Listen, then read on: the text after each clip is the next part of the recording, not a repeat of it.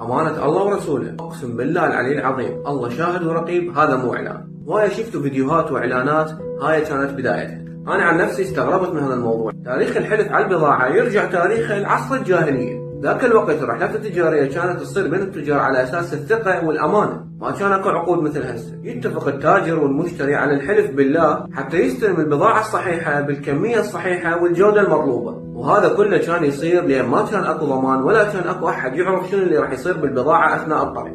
بس هسه كل هاي الامور راحت، بس ليش اغلب هاي الاعلانات هيك تبدي؟ الجواب ببساطة لان يريد يستعطفك، يجيب لك شخص من عامة الشعب، انسان بسيط، حتى تقتنع انه هذا الانسان البسيط لا يمكن بيوم من الايام انه هو راح يحلف كذب او انه هو يروج البضاعة مو زين، وبهذا يلمس لك الجانب الانساني، فيصير عندك ثقة بالمقابل وتشتري من عنده، وبالاول وبالاخير هو هدف جيبك. هذا الفيديو مقدمة لبرنامج اعلانات وكلاوات، خليكم وياي.